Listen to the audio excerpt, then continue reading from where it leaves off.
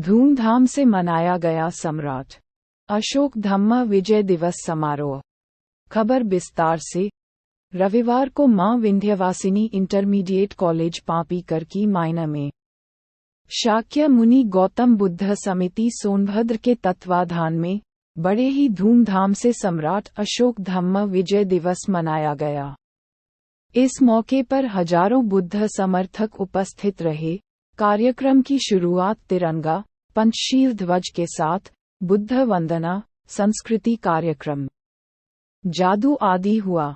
इस मौके पर अविनाश कुशवाहा पूर्व विधायक विश्व विजेता सम्राट अशोक के जीवन पर प्रकाश डाले और बताए कि विश्व विजेता सम्राट कोई है तो केवल चंद्रगुप्त मौर्य हैं। दुनिया का मार्गदर्शन केवल बुद्ध के अनुयायी ही कर सकते हैं।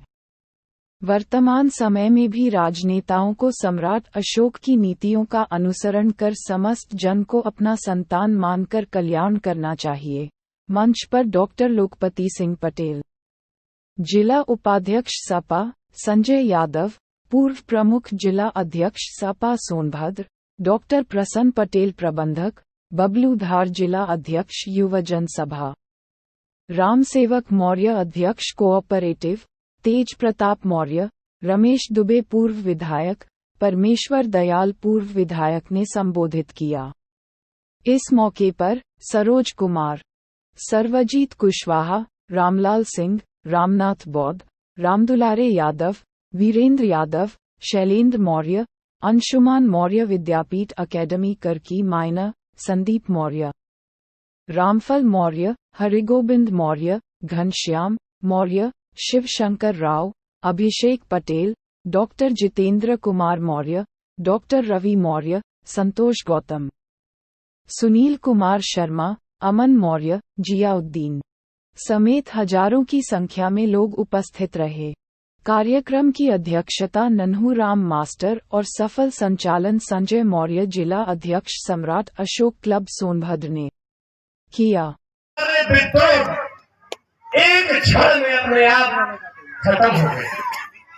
सम्राट अशोक ने जो विश्व को संदेश दिया, जियो और जीने दो, विश्व बंधुत्व की भावना का संदेश दिया, उस युग में जब शुरुआत हुई, धम्म युग की शुरुआत हुई, मैत्री के युग की शुरुआत हुई, करुणा के युग की शुरुआत हुई, समता के युग की शुरुआत हुई, और वह तारीख थी अश्विन मास की शुक्ल पक्ष की 10वीं तिथि, जिसे बाद के इतिहासकारों ने दशहरा में बदल दिया, आपके इतिहास को खत्म करने के लिए। और जब बुद्ध के धम्म की बातों को पूरे विश्व में फैलाते हुए पूरे विश्व में शांति और अहिंसा और एकता और प्रेम समता का संदेश सम्राट अशोक ने फैलाया था, दूर दूर तक इसके दिए जलाए थे। कालांतर में जब देश गुलाम हुआ, तमाम शासन हुआ, हमले हुए, लेकिन आपको जानकर हैरानी होगी कि इतिहास में पढ़ाया जाता है कि जो जीता वही सिकंदर। सिकंदर को कोई हरा नहीं पाया था। झेलम की हार का बदला कैसे पूरा हुआ?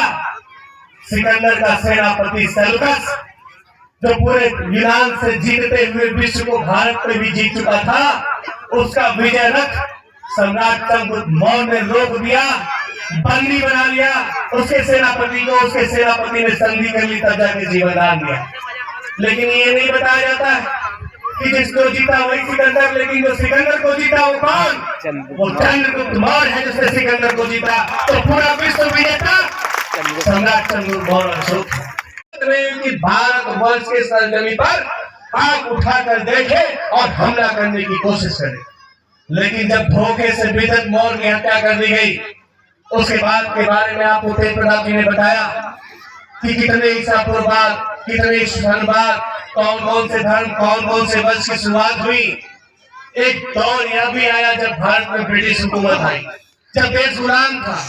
उस वक्त जब इसकी शुरुआत मनुस्मृति की हो चुकी थी, ब्राह्मण क्षत्रिय वैश्य शूद्र में हम बच चुके थे। और आपने सुना ना कि बौद्ध भिक्षुओं के सर कलम करने के लिए 1000 स्वर्ण मुद्राएं की घोषणा हो गई थी।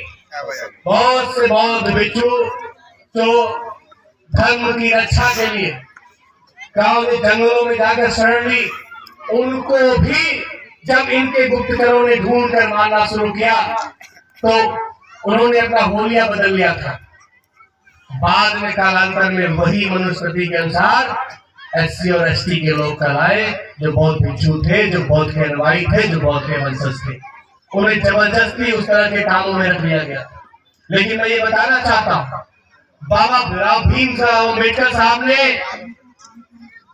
जिन्होंने बचपन से ऊंच नीच, भेदभाव, जाति और वर्ग भेद को झेला था, जब उन्होंने अश्विन मास की शुक्ल पक्ष की 10वीं तिथि को अपने धर्म को छोड़कर बौद्ध धर्म स्वीकार किया, तो वह तारीख थी 14 अक्टूबर। इसलिए आज भी नागपुर में लोग अशोक धर्म दिवस मनाते हैं 14 अक्टूबर को।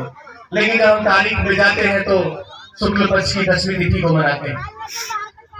और फिर उन्होंने पुनः सम्राट अशोक के धर्म के साथ साथ बुद्ध का जो संदेश था, उसको पूरे भारत में, पूरी दुनिया में और फैलाने का काम किया, प्रचार करने का काम किया।